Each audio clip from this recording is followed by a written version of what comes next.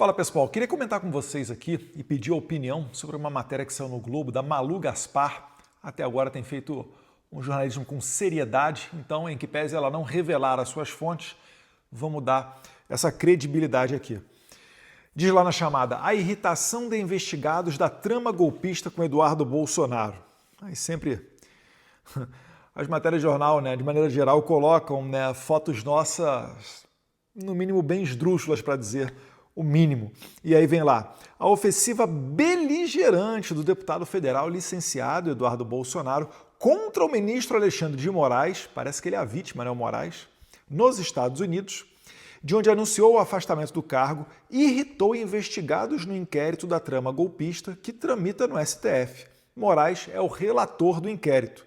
Bem, já está tudo errado, O Moraes jamais poderia ser relator desse inquérito. O presidente Bolsonaro, ainda enquanto presidente, assinou um pedido de impeachment contra o Alexandre de Moraes. Alexandre de Moraes é aquele cara que falou que quer me pegar, pegar o Eduardo Bolsonaro naquelas conversas que foram vazadas pelo WhatsApp de seus assessores, matérias publicadas pelo Glenn Greenwald, vocês devem lembrar. Além disso tudo, é o próprio Moraes que eu denuncio no exterior. E ele é o cara que julgou a questão do meu passaporte, quando deputados do PT pediram a sua apreensão. E segue a matéria aqui, Para 3 advogados ouvidos reservadamente pelo blog, a postura de Eduardo cria uma animosidade ainda maior entre o STF e os investigados, que se preparam para um revés no julgamento de terça-feira, dia 25, quando a denúncia deve ser recebida pela primeira turma sem maiores dificuldades. Ou seja, eu estou criando animosidade. Então, o que parece, a estratégia deveria ser, então, você acalmar os ânimos e tentar partir com o diálogo com o juiz. Que, na verdade, falando isso, parece estranho, é que no Brasil já se tornou muito comum. Você tenta explicar isso aqui para um estrangeiro, ele não consegue entender. Como é que é? Vocês têm diálogo com o juiz? O juiz não é aquele cara que fica entre a defesa e a acusação de maneira imparcial, apenas seguindo as leis e adequando a lei ao caso concreto? Não no Brasil. No Brasil a gente já está tão mal acostumado com as invasões do STF em outros poderes, com o ministro dando opinião para tudo, até sobre música, inaugurando obra e etc., que a gente se acostuma com esse tipo de bizarrice. Um juiz jamais deveria estar aqui falando que, ou melhor, que ele não falou, mas um juiz jamais deveria estar aberto ao diálogo. Inclusive, esse foi o principal argumento utilizado para anular as penas da Lava Jato, do Deltan com o Moro. Falou, o Deltan falou com o Moro, então era um julgamento combinado, vamos aqui anular a condenação do Lula. Vale lembrar, quando o Moro condenou o Lula, no caso do triplex, condenou a 8 anos de cadeia. Quando o Lula recorreu e foi para o tribunal, para a segunda instância, isso foi piorado, a pena foi aumentada para 12 anos de cadeia por um grupo de juízes, que são chamados desembargadores no tribunal. E depois o resto da história vocês já sabem, Vamos seguir aqui. Além disso, o discurso do deputado licenciado prejudica qualquer trabalho de distensão nos bastidores. É justamente o que eu estou falando. E além disso, vocês acham mesmo, perguntando para você agora, que o Alexandre de Moraes, se a gente falar baixinho, se a gente não chamar as coisas pelo nome, se a gente fingir que está vivendo dentro de uma normalidade democrática, vocês acham que ele vai passar a seguir a Constituição? Primeiro que isso nem deveria ser matéria de discussão, mas vamos lá. Vocês acham que isso é o que está impedindo ele de fazer esse jogo de cartas marcadas? Que isso é que vai impedir a condenação das pessoas do 8 de janeiro ou do próprio Jair Bolsonaro? É claro que não. É como eu falo, nós estamos lidando com um psicopata. Já não existe outro adjetivo melhor para qualificar o Alexandre de Moraes, senão este, que é a característica, ou melhor, a doença daqueles que têm valores próprios. Quando você tem valores próprios, você não tem empatia com as outras pessoas. Você faz atrocidades que, aos olhos de um psicopata, são situações corriqueiras. Esquartejar, matar, assassinar, jogar velhinhas de 70 anos de idade, 14, 15 anos na cadeia, como se fossem terroristas, recebendo penas maiores do que notórias assassinas que esquartejaram seus maridos. Então, esse é o tipo de pessoa que a gente está lidando. Não é mais algo que está restrito às leis ou dentro dos tribunais. É o que eu tenho dito. Podem botar o Rui Barbosa, cujo busto está lá no plenário do Senado Federal. Se colocarem Rui Barbosa para defender o Jair Bolsonaro, eu acho, né, que isso não vai fazer ele escapar de uma condenação injusta, uma acusação de golpe totalmente sem pé nem cabeça, mas ainda assim, né, os advogados do Bolsonaro, eles têm feito um excelente trabalho. São pessoas que têm realmente um renome dentro dos tribunais. Mas eu acho que cada vez mais eles também estão começando a realizar, estão começando a perceber que esse jogo não é jogado dentro do mundo das leis. Todos os recursos deles, o mais simples, todos eles foram negados. Desde os mais simples aos mais complexos. Por exemplo, dilação de prazo. A PGR ficou, se não me engano, uns 8 meses debruçada em cima do caso do Bolsonaro para oferecer a denúncia. Trabalharam, inclusive, a força-tarefa nas férias para acelerar o processo. Celeridade essa que você nunca viu contra outras pessoas, outros figurões da política, né? Mas como o Bolsonaro não roubou e não jogou o joguinho nojento e sujo desses corruptos, está sofrendo agora, né, esse revés aqui. Então eles estão acelerando tudo, 8 meses debruçados em cima do caso do Bolsonaro. Sabe quantos dias o Alexandre de Moraes deu para a defesa de Bolsonaro apresentar, né, a defesa do presidente? 15 dias.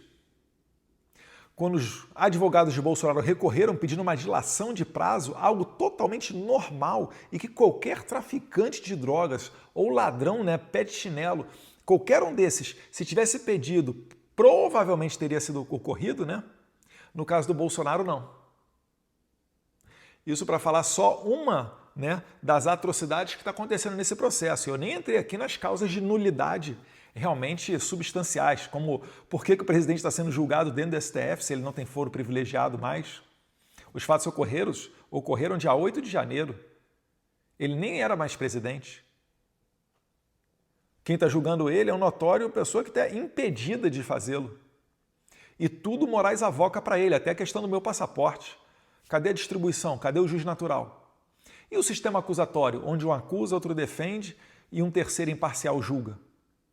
Como é que o juiz participa da delação do CID, interroga o delator, quando na própria lei da delação premiada está previsto lá que isso daí é a causa 100% para nulidade?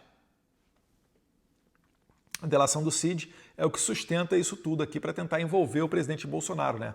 Fez uma delação enquanto estava preso, né? Mais de 11 versões diferentes, falou 10 vezes com a PF, uma vez com Alexandre de Moraes, ameaçaram a filha dele, todo mundo viu isso, todo mundo ouviu os áudios do CID falando como é que ele estava sendo coagido, mas ainda assim está tudo valendo. Então isso só reforça o que eu tenho dito. Não se trata mais de um argumento legal ou de uma questão de tensionar ou distensionar. O jogo está sendo colocado e está todo mundo percebendo. Não contem comigo para distensionar, tá? Eu vim para os Estados Unidos para tensionar. Tensionar primeiro para depois receber, né, o benefício justo. É o que o Trump faz. Ele primeiro tensiona uma relação para depois vir para a mesa de negociação. Como dizia o Churchill, né? Você não entra, né? Você não consegue negociar com o leão quando a sua cabeça está dentro da boca do leão. Então, por isso eu tenho tido esse comportamento, né? Abre aspas aqui para, segundo diz um dos advogados aqui do presidente Bolsonaro, abre aspas.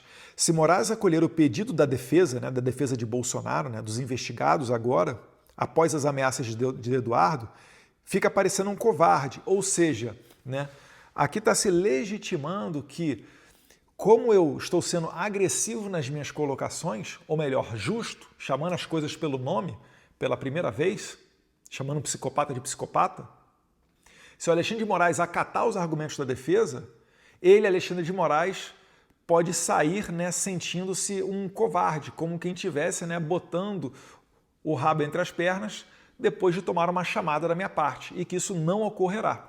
Eu sei que isso não vai ocorrer. Eu falando ou não falando, isso não vai ocorrer. Não dão nem uma dilação de 15 dias de prazo. Você acha o quê? Que ele vai acatar alguma coisa da defesa?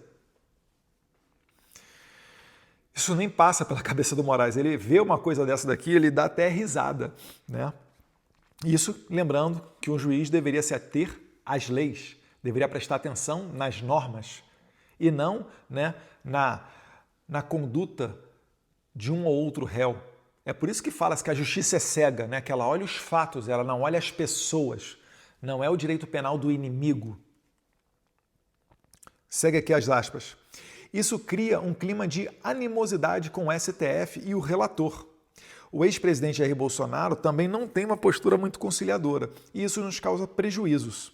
É, na verdade, uma novela mexicana e a gente não sabe qual será o próximo capítulo, fecha aspas.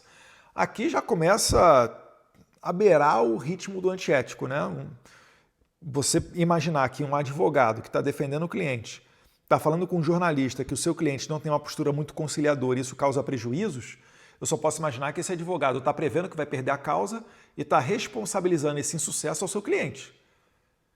Espero que eu esteja errado aqui na minha análise ou que essa notícia aqui trazida pela Malu Gaspar não seja bem desse jeito. Não sei. Agora, criar uma animosidade com o STF e o relator, mais uma vez, ligando o modo Nelson Piquet on. Já foi tentado de tudo. Agora que não é mais presidente, vai querer distensionar? De novo? Estão achando mesmo que isso dará algum resultado? Ou será que é justamente isso que o STF quer? Que o Bolsonaro fique quieto para poder condenar ele e ninguém aparecer na foto como rasgador da Constituição, usurpador de direito ou mesmo psicopata? Não contem comigo para esse tipo de coisa. Já dizia o professor Olavo de Carvalho, né? Moderação na defesa da verdade é serviço prestado à mentira. A estratégia pode ser contraproducente, inclusive para o próprio Eduardo Bolsonaro. Isso porque o deputado federal licenciado já entrou na mira do STF no inquérito das fake news, comandado por Moraes. Mais uma vez, né? O meu algoz, a pessoa que eu critico, que disse que queria me pegar me julgando e me inserindo dentro de um inquérito que ele é o relator. Por xingar em agosto do ano passado o delegado Fábio Chor. Eu não xinguei, eu só chamei ele de cachorrinho do Alexandre de Moraes e depois eu me retratei, porque ele não é cachorrinho, né? Isso daí é até um vacilo com os animais. Ele é uma putinha do Alexandre de Moraes. E talvez mesmo o adjetivo putinha seja inadequado. Porque a puta, ela presta um serviço, ela dá um prazer ao outro em troca de dinheiro, fazendo uma conduta imoral. No caso aqui do Fábio Chor, ele não dá prazer a ninguém. Ele presta o serviço ao Alexandre de Moraes de graça. Isso aqui está muito mais parecido com algo sádico, né? A pessoa que tem prazer na tortura, no sacrifício do outro. E isso daí não tem a ver com a relação de prostituição. Então, talvez o meu adjetivo de putinha esteja inadequado. E eles, inclusive, me investigaram na PF e só não colocaram adiante o inquérito da Polícia Federal porque o crime em tese que eles dizem que eu cometi, né, o crime contra a honra de difamação, ele não, a pena dele é muito pequena. E aí dentro da PF tem uma instrução normativa que diz que quando o crime é muito pequeno assim, que provavelmente não vai resultar em prisão e não tem danos maiores para a sociedade, que esse tipo de crime, ele não vale a pena você movimentar toda a máquina estatal, né? Pagar os salários do delegado, do promotor, do escrivão, do agente, para depois entrar o salário do juiz, etc., movimentar o processo para no final dar uma condenação irrisória. Então o que eles fizeram? Eles agora, pela primeira vez, eu nunca tive notícia disso, abriram um processo administrativo da Polícia Federal contra mim, porque eu ainda sou servidor concursado da Polícia Federal. Eu só fico licenciado para exercer a atividade de deputado federal. E de um discurso que eu proferi na tribuna da casa, esse Zé Mané aqui, desse Fábio Chor, está movendo um PAD, um processo administrativo contra mim. Provavelmente para quê? Para tirar os meus benefícios da PF, né? Então, jogar no lixo toda a minha contribuição previdenciária, que até hoje eu contribuo para a Previdência da Polícia Federal, tirar o meu porte de arma, minha carteira e a possibilidade de retorno para o departamento da PF caso eu não seja reeleito ou desista do meu mandato e queira retornar, né, para o glorioso Departamento de Polícia Federal. Então, isso daqui é o que os caras fazem. Um delegado ameaça um deputado federal eleito por um discurso proferido na tribuna, onde, teoricamente, o artigo 52 da Constituição me resguarda por quaisquer opiniões, palavras e votos. Vocês conhecem essa história da imunidade parlamentar? Se você for na Constituição lá, você vai ver que o artigo 53, ele traz lá que deputados e senadores são invioláveis civil e penalmente por quaisquer opiniões, palavras e votos. Essa palavra quaisquer, ela não existia na configuração original desse artigo, lá da Constituição de 1988.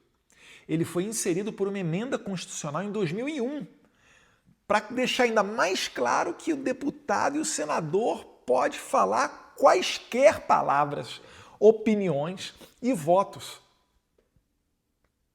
Eu posso xingar quem bem entender. Ah, Eduardo, mas isso daí é um crime contra a honra. É por isso que existe a imunidade. Se não fosse um crime contra a honra, não seria necessário haver a imunidade para falar que o céu é azul, que o círculo é redondo, que a água é molhada e etc. Você não entra em conflito com ninguém, com nada. Logo, não precisa de imunidade. A imunidade é justamente para abarcar aqueles temas mais sensíveis, né? Mas isso aqui tudo é maneira de intimidar o deputado. Mas, aqui nos Estados Unidos, meus amigos, eu tenho muito mais liberdade do que qualquer pessoa no Brasil, ainda que deputado ou senador, para denunciar e falar o que eu bem entender de quem eu bem quiser. E não vou parar. Abre aspas. Aí tem aqui uma aspas para mim, né?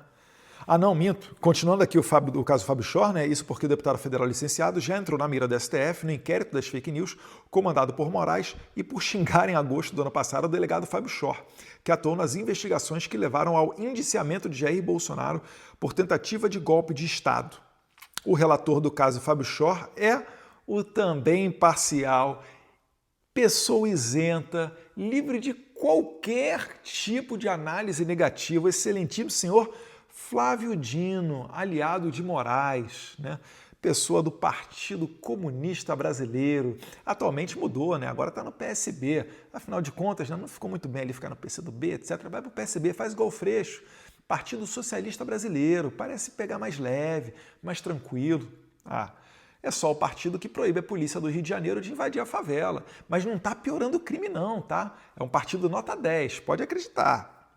Então, isso daqui é o processo do Fábio Shor contra mim. Inquérito das fake news, lembrando, já tem mais de 6 anos. E o STF já trancou inquéritos e processos que se arrastavam por mais de 4 anos, falando que demorou muito tempo. Mas o da fake news, aí, né, a justiça que é cega, né? Os juízes é que são cegos e de maneira seletiva. Quando convém a eles, eles falam, não, demorou muito tempo essa investigação, vamos trancar ela, acabou. Ah, não, em fake news, 6 anos aberto?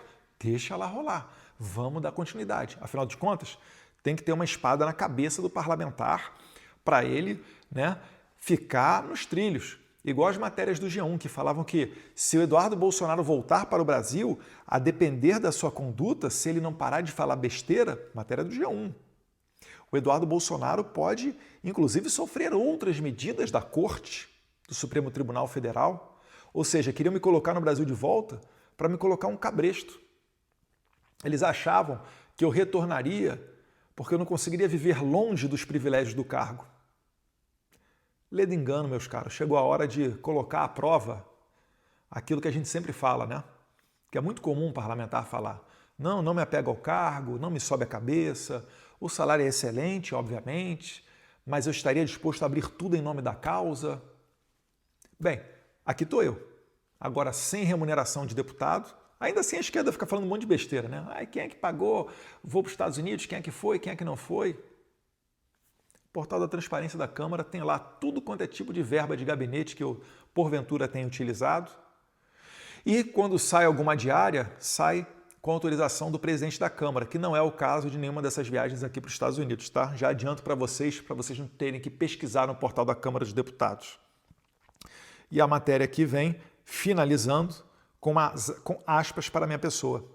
Prefiro perder a minha aposentadoria da Polícia Federal, meu porte de arma e carteira funcional a ser obrigado a chamar de democracia um país em que um deputado federal não pode criticar um delegado federal, servidor público, né? Deveria prestar serviço ao público e não o contrário, que está prendendo velhinhas e mães de família como se fossem terroristas, fecha aspas, escreveu Eduardo em sua conta no Instagram mês passado.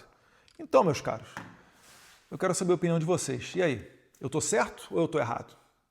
Jair Bolsonaro está num jogo de cartas marcadas dentro do STF, onde já existe um consenso para condená-lo, e isso é público e notório, tanto que na própria matéria aqui da Malu Gaspar, ela bem diz que deve ser aceita com tranquilidade a denúncia contra o presidente, mesmo que ela não tenha pé nem cabeça, mesmo que ela seja embasada 100% em cima da delação do Cid, uma delação ilegal feita sobre coação.